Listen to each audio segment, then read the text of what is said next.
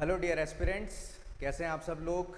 I hope आपकी preparation, आपका revision RGS prelims के लिए बहुत अच्छा चल रहा होगा। अब तो बहुत कम टाइम रह गया है और जैसा कि आपको पता है, सारथी इंस्टीट्यूट ऑफ लॉ की तरफ से जितने भी आरजीएस के प्रीलिम्स के अंदर प्रीवियस ईयर क्वेश्चंस आए हैं, स्पेशली 2013 से लेके और लेटेस्ट 2024 तक, इसकी आपके लिए हम लोगों ने एक पीवाईक्यू सीरीज चलाई है और इसमें आपके मेजर एक्ट और काफ़ी सारे माइनर एक्ट्स ऑलरेडी कवर किए जा चुके हैं। तो आज इसी लेक्चर सीरीज के अंदर हम डिस्कस करेंगे हिंदू लॉ और मुस्लिम लॉ से रिलेटेड आपके आरजीएस प्रीलिम्स में प्रीवियस ईयर्स में कौन कौन से क्वेश्चंस आए हुए हैं। तो जैसा कि आपको पता है 2019 के अंदर 18-19 के आसपास आपका सिलेबस के अंदर चेंज हुआ था। पहले आपके आरजीएस के अंदर 30+ एक्ट्स आया करते थे, उसके बाद आपके एक्ट रिड्यूस कर दिए गए थे, काफ़ी कम कर दिए गए थे। तो उसी दौरान जो आपके सिलेबस में मुस्लिम लॉ और हिंदू लॉ हुआ करता था वो हटा दिया गया था वहाँ से, और अब 2025 में जाके दोबारा मुस्लिम लॉ और हिंदू लॉ को सिलेबस के अंदर इंक्लूड किया गया है। क्लियर? तो आइए अब हम बिना टाइम वेस्ट किए फटाफट चलते हैं हमारे प्रीवियस ईयर क्वेश्चंस की तरफ। जैसा कि आपको पता है, एक एक क्वेश्चन अपन साथ के साथ डिस्कस करेंगे और 30 सेकेंड्स का यहाँ पे आपके पास टाइमर रहेगा। आपको फटाफट जो भी इसका सही आंसर है वो मुझे कमेंट बॉक्स में कमेंट करके बताना है। और बहुत सिंपल क्वेश्चन आए। देखिए, हिंदू लॉ और मुस्लिम लॉ जो है आपका, उससे रिलेटेड केवल 2 या 3 क्वेश्चन आते हैं, काफ़ी कम वेटेज रहता है इनका, और इसी के साथ काफ़ी सिंपल और डायरेक्ट क्वेश्चन पूछे गए हैं। बहुत ज़्यादा कोई डिफिकल्ट क्वेश्चन या बहुत ज़्यादा इन डेप्थ कंसेप्ट आपसे नहीं पूछा गया है हिंदू लॉ और मुस्लिम लॉ के अंदर। और बीच में काफ़ी टाइम यानी ऑलमोस्ट 2018 से लेके 2024 तक तो आपके सिलेबस में ही नहीं थे ये। क्लियर? तो इस बार सिलेबस में है, तो हम देखते हैं कि पहले जब सिलेबस में थे ये, तो जो क्वेश्चन पूछे जाते थे वो किस तरीके के क्वेश्चन इससे पूछे जाते थे। तो हम पीवाईक्यू डिस्कस करेंगे और आपको साथ साथ इसका आइडिया लगता रहेगा। चलिए, तो सबसे पहले हम डिस्कस करते हैं हिंदू लॉ। हिंदू लॉ के जो भी आपके पीवाईक्यूज आए हुए हैं, सबसे पहले 2013 के अंदर आपके हिंदू लॉ से रिलेटेड प्रीलिम्स के अंदर आरजीएस के अंदर केवल 2 क्वेश्चन पूछे गए थे। वो 2 क्वेश्चन कौन कौन से थे, चलिए देखते हैं। यह आपकी स्क्रीन पे पहला क्वेश्चन है। टाइमर मैं चालू कर रहा हूं 30 सेकंड का। फटाफट आपको इसका सही आंसर बताना है। The principles in the case of Jijabai Vithalrao गजरे वर्सेस पठान खान 1971 का जजमेंट है, आर रिलेटेड विथ, मतलब जीजाबाई विठलराव गजरे वर्सेस पठान खान का जो जजमेंट है, इसके अंदर जो प्रिंसिपल लेट डाउन किए हैं ऑनरेबल सुप्रीम कोर्ट ने, वो किस चीज से रिलेटेड है आपका जजमेंट। तो पहला ऑप्शन है dissolution of marriage, second is succession, third is adoption and fourth is minority and guardianship. तो इसका सही आंसर क्या होगा?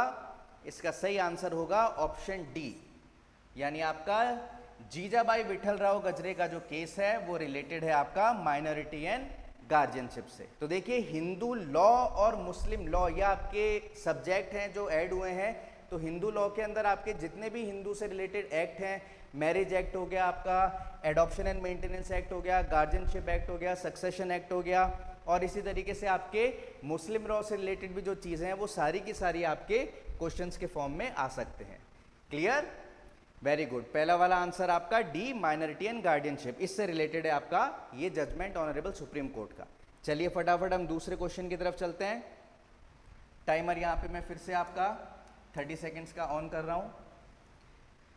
बताइए इसका आंसर क्या होगा। The prescribed period of limitation for preferring an appeal under section 28 of Hindu marriage act is, मतलब हिंदू मैरिज एक्ट का जो सेक्शन नंबर 28 है उसके अकॉर्डिंग अगर किसी को अपील प्रिफर करनी है तो उसके लिए प्रिस्क्राइब्ड पीरियड लिमिटेशन का, वो अपील प्रिफर करने का कितना पीरियड रहेगा, बताइए फटाफट। 30 डेज, 60 डेज, 90 डेज या 120 डेज। बहुत सिंपल क्वेश्चन है, डायरेक्ट आपके प्रोविजन से आया है, कुछ भी इसमें इन डेप्थ या कुछ भी कंफ्यूजिंग नहीं है। तो क्या होगा इसका करेक्ट आंसर? इसका करेक्ट आंसर होगा ऑप्शन सी, 90 डेज का लिमिटेशन पीरियड है। क्लियर? इजी सवाल थे दोनों के दोनों। नेक्स्ट हम चलते हैं, देखिए आपके 2013 के अंदर केवल 2 क्वेश्चन आए थे हिंदू लॉ से रिलेटेड। अब हम आपके 2015 के क्वेश्चन कौन कौन से थे वो डिस्कस करते हैं। तो पहला सवाल ये रहा आपकी स्क्रीन पर, टाइमर में चालू कर रहा हूं 30 सेकेंड्स का, फटाफट बताइए इसका आंसर क्या होगा। Under section 11 of Hindu marriage act 1955 the marriage में be declared null and void if, मतलब बेसिकली आपसे ये पूछा है कि हिंदू मैरिज एक्ट के अकॉर्डिंग, जो सेक्शन 11 है उसके अकॉर्डिंग क्या ग्राउंड्स हैं या क्या सरकमस्टांसेस है जिसमें आपकी मैरिज जो है वो डिक्लेयर हो जाती है नल एंड वॉइड। तो इनमें से क्या सरकमस्टांस होंगे वो अगर एग्जिस्ट करेंगे तो आपकी marriage null and void declare हो जाएगी, बताइए। पहला है the parties are within the degree of prohibited relationship. दूसरा है at the time of the marriage one of the parties was incapable of giving a valid consent to it in consequence of unsoundness of mind. Next is at the time of the marriage one of the parties was subject to recurrent attacks of insanity. और last option है आपका in all of the above circumstances. तो बताइए इनमें से क्या circumstance होगी जो आपकी marriage null and void declare हो जाएगी। तो इसका करेक्ट आंसर है option number A, the parties are within the degree of prohibited relationship. ध्यान आ रहा है आपको, प्रोहिबिटेड रिलेशनशिप है, फिर आपकी स्पिंडर रिलेशनशिप है, उसमें अगर होती हैं पार्टीज तो मैरिज नल एंड वॉइड हो जाती है। और बाकी जो बी और सी ग्राउंड है आपके उसमें मैरिज नल एंड वॉइड नहीं होती, लेकिन इसके अंदर वॉइडेबल हो सकती है मैरिज। क्लियर, आगे चलें। नेक्स्ट क्वेश्चन की तरफ हम चलते हैं। आपका टाइमर मैं स्टार्ट कर रहा हूं फिर से 30 सेकंड का, बताइए इसका आंसर क्या होगा। After the Hindu succession amendment act 2005 the daughter of a coparcener in a joint Hindu family governed by Mitakshara law. अब इसमें से क्या स्टेटमेंट होगा बताइए। Shall have no right in the coparcenary property. Second is can not become a coparcener by birth. Third is shall become a coparcener by birth in her own right in the same as that of son. And last is shall be entitled to dispose of the entire coparcenary property. बताइए इसमें से क्या statement सही होगा Hindu succession amendment act 2005 आने के बाद से। जो डॉटर है को पार्टनर जॉइंट हिंदू फैमिली के अंदर जो मिताक्षरा लॉ से गवर्न है उसके अकॉर्डिंग इसमें से क्या स्टेटमेंट आपका सही होगा। तो इसका करेक्ट आंसर क्या है, इसका करेक्ट आंसर है option number C, shall become a coparcener by birth in her own right in the same manner as the sun.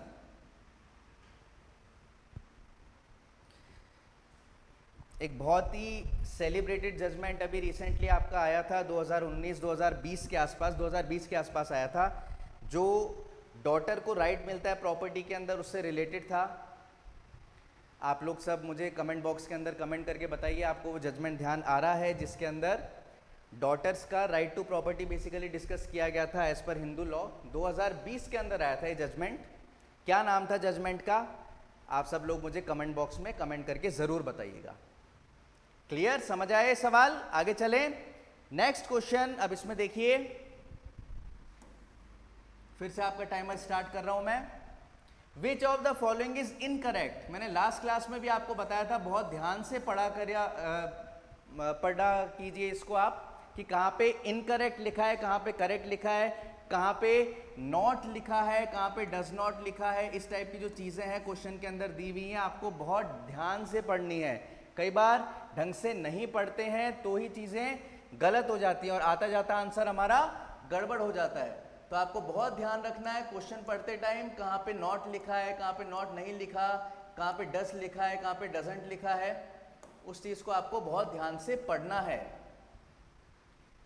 Clear. तो ये पूछ रहा है इस क्वेश्चन के अंदर कि इनमें से कौन सा स्टेटमेंट आपका इनकरेक्ट है, मतलब रॉन्ग स्टेटमेंट है। तो ये 4 स्टेटमेंट आपको दिए हुए हैं। पहला, the husband is the natural guardian of Hindu married girl.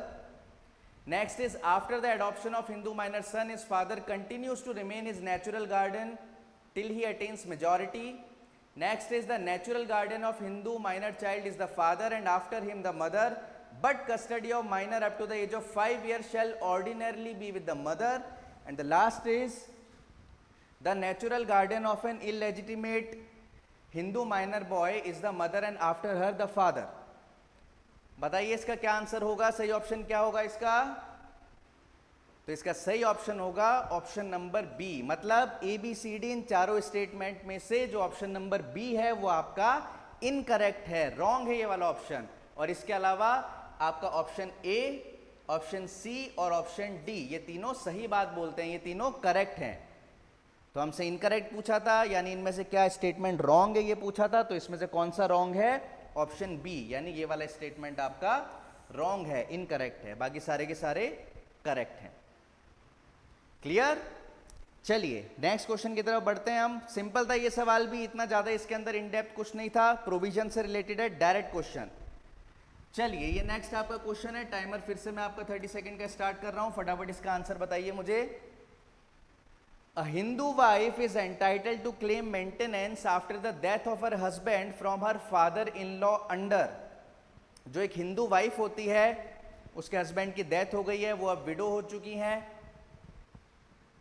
तो इस केस के अंदर वो अपने फादर इन लॉ से यानी अपने ससुर जी से कौन से लॉ के कौन से प्रोविजन के अंडर मेंटेनेंस क्लेम कर सकती हैं, वो एंटाइटल है मेंटेनेंस क्लेम करने के। सवाल समझ आ रहा है आपको? बताइए। Section 25 of Hindu marriage act, section 24 of Hindu marriage act, section 19 of Hindu adoption and maintenance act and last is section 10 of Hindu succession act. तो इसका करेक्ट आंसर क्या होगा? इसका करेक्ट आंसर होगा ऑप्शन नंबर सी, यानी section 19 of Hindu adoption and maintenance act के अंदर ये बात कही गई है कि कोई भी एक हिंदू वाइफ है, उसके अगर हस्बैंड की डेथ हो जाती है यानी वो विधवा हो गई, तो वो अपने फादर इन लॉ से यानी ससुर जी से मेंटेनेंस क्लेम कर सकती है as per section 19 of Hindu adoption and maintenance act. Clear? एकदम सीधा सा सवाल था। कई लोगों ने तुक्का भी मारा होगा इसके अंदर, तो उन्होंने ये देख लिया होगा कि यहाँ पे मेंटेनेंस की बात हो रही है और केवल यही मेंटेनेंस है। वैसे ऐसा लॉजिक आपको नहीं लगाना चाहिए, थोड़ा सा इलॉजिकल लॉजिक है, लेकिन कईयों ने तुक्का लगाया होगा, तो हो सकता है मेंटेनेंस देख के उन्होंने लगाया हो और उनका सही भी हो गया हो। कई बार ऐसे भी चीज़ें काम कर जाती हैं, किस्मत की बात होती है कई बार कि आपने मान लीजिए 10 सवाल आपको नहीं आए, आपने 10 के 10 तुक्के लगाए, तो पता लगा 10 में से 1 या 2 सही हुए, बाकी सारे गलत हो गए। और जब नेगेटिव मार्किंग होती है आपके एग्जाम्स में, आरजेएस में अभी तक ये खासियत है कि इसमें नेगेटिव मार्किंग नहीं है, तो आप तुक्के लगाओगे, गलत होंगे तो भी आपको उसका इतना ज़्यादा नुकसान नहीं होगा जितना नेगेटिव मार्किंग होने से होता। तो कई बार लोग 10 तुक्के लगाते हैं, 10 में से 1 या 2 सही होते हैं, और कई बार लोग 10 तुक्के लगाते हैं, उनके 7-8 तक सही हो जाते हैं। तो ये कई बार लक भी काम करता है ऐसे।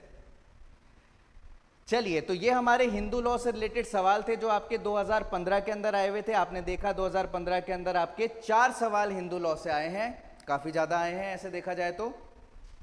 नेक्स्ट हम चलते हैं 2016 की तरफ। 2016 में आपके हिंदू लॉ से रिलेटेड कौन कौन से क्वेश्चन आए हैं, तो देखिए पहला सवाल बिल्कुल सिंपल, बिल्कुल स्ट्रेट डेफिनेशन क्लॉज से आया है ये क्वेश्चन आपका, कुछ भी मुश्किल नहीं है, एकदम सिंपल सवाल।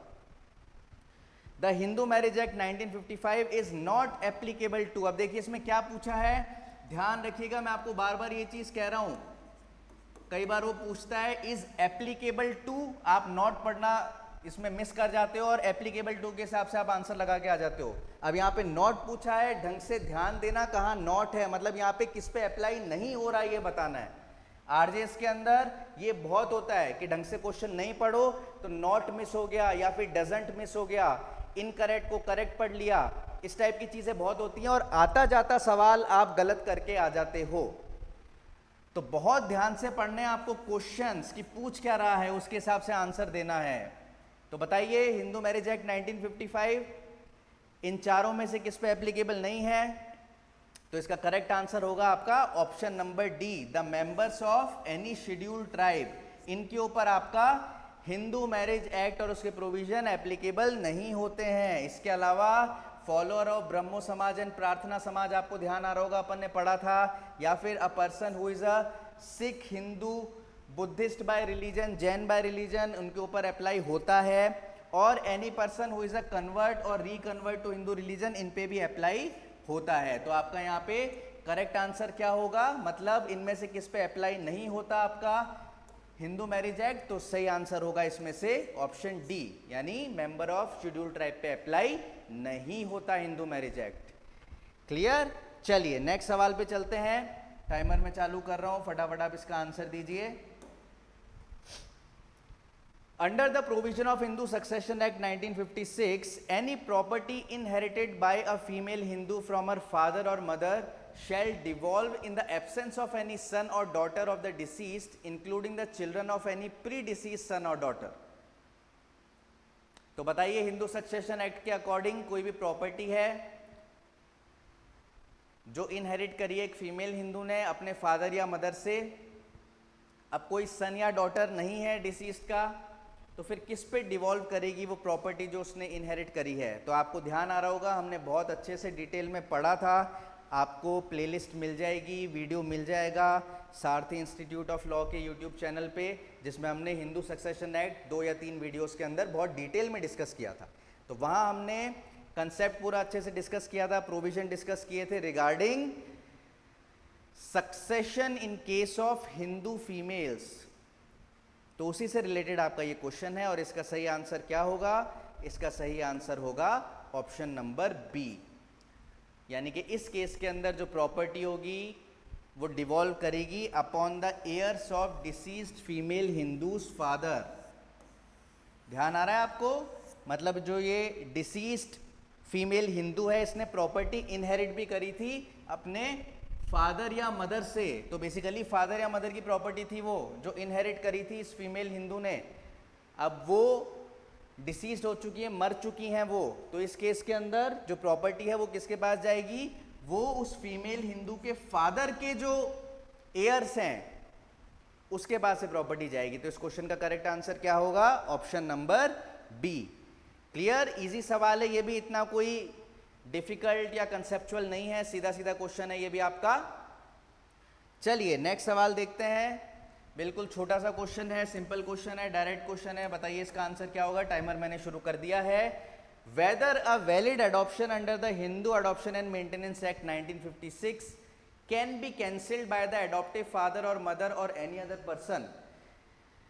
मतलब Hindu adoption and maintenance act के अकॉर्डिंग एक वैलिड तरीके से अडॉप्शन किया गया है, सारी चीजें, सारे उसके अंदर जो भी चीजें कंडीशंस फुलफिल करनी होती है या जो भी चीज़ें होती हैं वो सब फुलफिल करके अच्छे से और प्रॉपर एक वैलिड अडॉप्शन किया गया है। तो वो वैलिड अडॉप्शन होने के बाद क्या उसे अडॉप्टिव फादर या मदर या कोई और पर्सन कैंसिल कर सकता है? तो इसका क्या आंसर होगा? इसका आंसर होगा नो, कैंसिल नहीं किया जा सकता।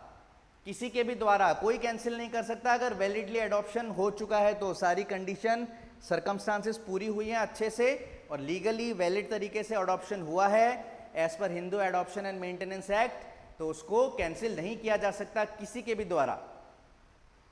क्लियर? एडॉप्टिव फादर, मदर या कोई और पर्सन नहीं कर सकते। इसका आंसर आएगा ऑप्शन बी, यानी कि नो।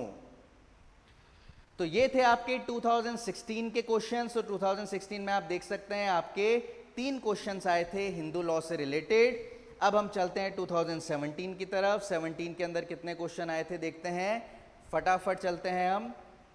ये है आपका क्वेश्चन, टाइमर में शुरू कर रहा हूं, फटाफट इसका आंसर मुझे बताइए। Under provision of Indian succession act probate can not be granted to.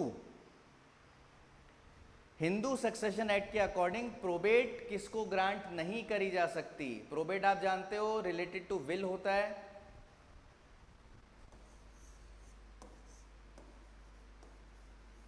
जानते हो ये चीज आप सब लोग?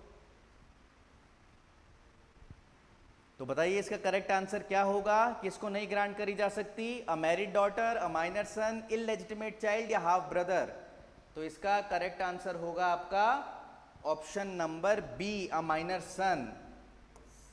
प्रोबेट जो माइनर होता है उस माइनर को ग्रांट नहीं करी जा सकती, या पर्सन ऑफ अनसाउंड माइंड है तो उसको भी नहीं करी जा सकती। बाकी सब लोग ना तो अनसाउंड माइंड के बताए हैं यहाँ पे, ना ही माइनर बताए हैं, तो इन तीनों को करी जा सकती है।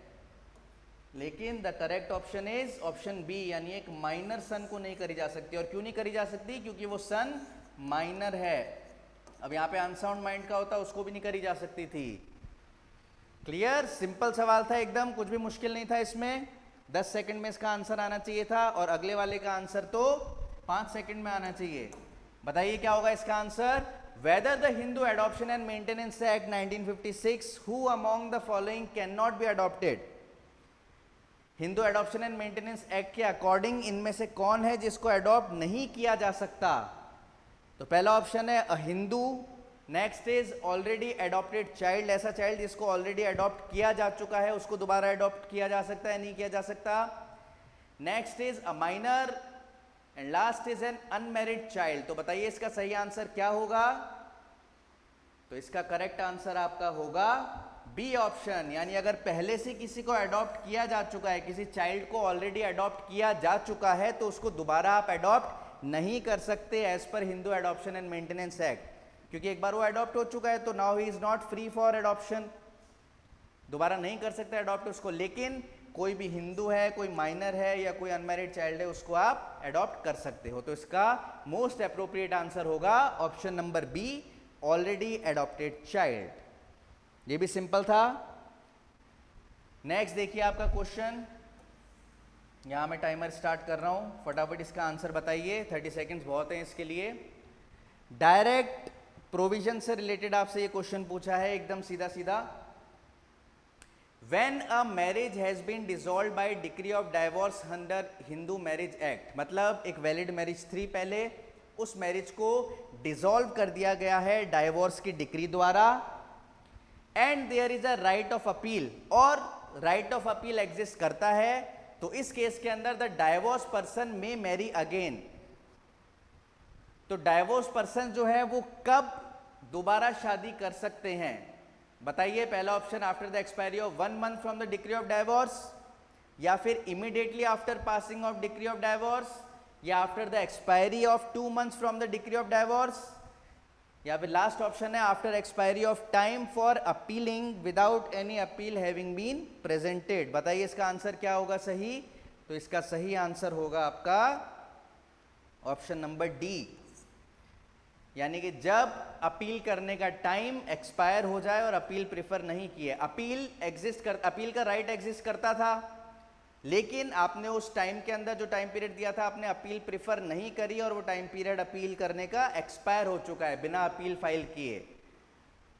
तो इस केस के अंदर जो डाइवोर्स पर्सन है वो दोबारा मैरिज कर सकते हैं। क्लियर? समझ आ रही चीज? और ये कहां दे रखा है आपके? ये दे रखा है आपके सेक्शन नंबर 15 के अंदर, section number 15 of Hindu marriage act, clearly दे रखी है चीज आपकी। ठीक है, सिंपल क्वेश्चन था, डायरेक्ट प्रोविजन से रिलेटेड था ये भी, इसके अंदर भी कुछ टेक्निकल कंफ्यूजिंग कुछ भी ऐसा नहीं था। नेक्स्ट चलते हैं, ये भी बिल्कुल छोटा सा क्वेश्चन है आपका, डायरेक्ट प्रोविजन से आया है, टाइमर में चला देता हूं, बताइए इसका आंसर। 15 सेकंड के अंदर आ जाने चाहिए इसका आंसर आपका। So prior to Hindu Succession Amendment Act of 2005 coming into force, Hindu succession amendment act जो 2005 के अंदर आया था, उसके फोर्स में आने से पहले Who among us the following was not class 1 heir of male Hindu dying intestate? इंटेस्टेट का मतलब आपको पता है, हमने क्लास के अंदर डिस्कस भी किया था, ऐसा पर्सन जो बिना विल बनाए मर गया है, who has died without making a will, intestate कहलाता है। Class 1 heir, class 2 heir, cognate, agnates, ये सब हमने पढ़े थे, आपको ध्यान आ रहा होगा। और इसके अंदर आपके 4 लोग ऐसे थे जो अमेंडमेंट से पहले क्लास 2 एयर्स के अंदर आते थे, लेकिन 2005 के इस अमेंडमेंट के बाद क्लास 2 एयर्स की कैटेगरी से उनको निकाल के और क्लास 1 एयर्स की कैटेगरी में उनको डाल दिया गया। ये हमने बहुत अच्छे से डिटेल में डिस्कस किया था। आप लोग यूट्यूब चैनल जो हमारा है सारथी इंस्टीट्यूट ऑफ लॉ का, उसमें जाके वीडियोस देख सकते हैं, बहुत अच्छे से डिटेल में वहां पे डिस्कस करा हुआ है हमने ये चीज। तो आपको उसी के अकॉर्डिंग बताना है, who amongst the following was not class 1 heir of male dying Hindu intestate. तो इसका क्या आंसर होगा बताइए क्वेश्चन नंबर 13 का? इसका आंसर होगा option D, none of the above. None of the above होगा इसका आंसर।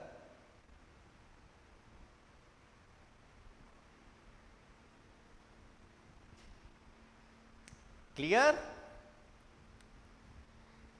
चलिए, तो 2017 में भी आपके 4 क्वेश्चन आए हुए हिंदू लॉ से, 2016 के अंदर आपके 3 क्वेश्चंस आए थे हिंदू लॉ से, 2015 के अंदर फिर से आपके 4 क्वेश्चन आए थे हिंदू लॉ से, और 2013 के अंदर आपके केवल 2 क्वेश्चन आए थे। और 17 के बाद से आपके सिलेबस में से हटा दिया गया था हिंदू लॉ, जैसा कि मैंने आपको बताया, और इस बार दोबारा आपके सिलेबस में ये इनकॉर्पोरेट किया गया है। तो देखिए इस बार 2-3 कितने क्वेश्चन आते हैं हिंदू लॉ से, लेकिन आपने देखा जितने भी क्वेश्चन पूछे गए हैं बिल्कुल सिंपल, डायरेक्ट, प्रोविजन बेस्ड हैं, कुछ भी बहुत ज़्यादा कंफ्यूजिंग या फिर टेक्निकल ऐसा नहीं है। अगर आपने प्रोविजन अच्छे से पढ़ा है, आपके कंसेप्ट क्लियर हैं, तो आप आराम से इन क्वेश्चंस का आंसर दे सकते हो। क्लियर? चलिए अब हम बढ़ते हैं मुस्लिम लॉ की तरफ। तो मुस्लिम लॉ भी जैसा आपको पता है आपके पहले सिलेबस में आता था, फिर वही 2018-19 से सिलेबस कम हुआ तो हिंदू लॉ के साथ साथ मुस्लिम लॉ भी सिलेबस से रिमूव कर दिया गया था, और अब 2025 में दोबारा मुस्लिम लॉ आपका सिलेबस में इंक्लूड किया गया है।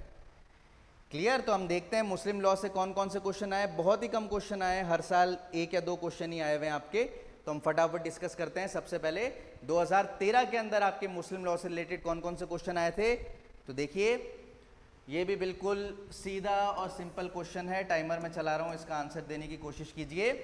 अंडर द मुस्लिम लॉ खुला एंड मुबारत, यहां नहीं आएगा, एक ही वर्ड है ये, खुला एंड मुबारत आर। तो मुस्लिम लॉ के अंडर जो ये 2 टर्म्स हैं, खुला और मुबारत, ये क्या हैं? ये फॉर्म्स ऑफ मैरिज हैं, forms of dissolution of marriage by agreement है, forms of repudiation of gift on attaining majority है, या फिर आपका फॉर्म्स ऑफ डिमांडिंग प्रीएम्पशन है। क्या है ये? तो बताइए इसका क्या होगा करेक्ट आंसर? इसका करेक्ट आंसर होगा आपका ऑप्शन नंबर बी, यानी कि आपके जो ये खुला और मुबारत ये टर्म्स हैं, ये दोनों के दोनों आपके एक तरीके से forms of dissolution of marriage by agreement हैं। क्लियर? तो 2013 में आपका केवल एक यही क्वेश्चन आया हुआ है मुस्लिम लॉ से। अब हम 2015 के क्वेश्चंस की तरफ चलते हैं। 2015 में भी आपका सिर्फ एक यही क्वेश्चन आया है मुस्लिम लॉ से। 2013 में भी एक क्वेश्चन और 2015 में भी एक क्वेश्चन। टाइमर मैंने चालू कर दिया 30 सेकंड्स का। फटाफट बताइए इसका सही आंसर क्या होगा। विच of the following is not an essential ingredient of gift under the Mohammedan law. देखिए बिल्कुल सिंपल स्ट्रेट क्वेश्चन है, जरा सा भी इसके अंदर कुछ भी टेक्निकल या कंफ्यूजिंग या घूम के कुछ नहीं है। सीधा सीधा पूछा है कि इसमें से क्या आपका गिफ्ट का असेंशियल इंग्रेडिएंट नहीं है एज पर मॉमडन लॉ। तो एक बात मैं फिर से यहाँ पे आपका अटेंशन लाना चाहूंगा, यहाँ पे भी दिया है नॉट। बहुत ध्यान दीजिए, आपके क्वेश्चंस ऐसे ही पूछे जाते हैं। आप अब इसका आंसर ढंग से नहीं पढ़ोगे क्वेश्चन को तो क्या कर आओगे, विच of the following is an essential ingredient of gift, और उसके अकॉर्डिंग आंसर लगा के आ जाओगे। आता था, गलत लगा दिया। तो बहुत ध्यान से आपको क्वेश्चन पढ़ना है। ये पूछ रहा है इसमें से क्या नहीं है essential ingredient, which is not an essential ingredient of gift under Mohammedan law. तो क्या होगा इसका आंसर, बताइए फटाफट। तो इसका आपका करेक्ट आंसर होगा ऑप्शन नंबर डी, यानी कि a return deed of gift.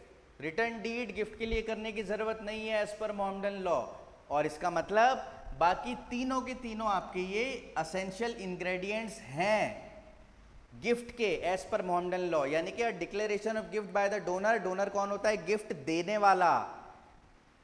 तो गिफ्ट की डिक्लेरेशन करनी है उस डोनर को। आगे एक्सेप्टेंस ऑफ गिफ्ट एक्सप्रेस्ड और इंप्लाइड बाय और on behalf of donee. Donee कौन होता है, डोनी वो पर्सन होता है जिसको गिफ्ट दी जा रही है, जो गिफ्ट को रिसीव कर रहा है। तो उसके द्वारा एक्सप्रेस या इंप्लाइड एक्सेप्टेंस होनी चाहिए डोनी के द्वारा, जिसको गिफ्ट दी जा रही है, जो गिफ्ट को रिसीव कर रहा है। और डोनर जो गिफ्ट दे रहा है वो गिफ्ट की डिक्लेरेशन करेगा। Next is delivery of possession of the subject gift by the donor to donee. तीसरा असेंशियल क्या है, ये भी असेंशियल है गिफ्ट का, ये भी असेंशियल है। और ये तीसरा असेंशियल क्या है कि जो गिफ्ट है उसका पोजेशन देना पड़ेगा डोनर को, डोनी को। डिलीवरी ऑफ पोजेशन करना पड़ेगा उस गिफ्ट का by the donor to the donee, मतलब जो गिफ्ट दे रहा है वो पोजेशन डिलीवर करेगा उस गिफ्ट का डोनी को, जिसको गिफ्ट दिया जा रहा है, जो गिफ्ट रिसीव कर रहा है। क्लियर? तो ये तीनों आपके असेंशियल इंग्रेडिएंट हैं गिफ्ट के एज पर मोहम्मडन लॉ, और क्या असेंशियल इंग्रेडिएंट नहीं है? Option D. तो हमसे यही पूछा था क्वेश्चन के अंदर कि क्या नहीं है, तो इसका सही आंसर हमारा ऑप्शन डी होगा, यानी कि written deed of gift. Clear? तो 2015 में भी बस आपका एक यही क्वेश्चन आया था मोहम्मडन लॉ से रिलेटेड। अब हम 2016 के क्वेश्चंस की तरफ चलते हैं। तो 16 के अंदर भी ये एक क्वेश्चन आया था जजमेंट से रिलेटेड। टाइमर में चालू कर रहा हूं, फटाफट इसका सही आंसर बताने की कोशिश कीजिए।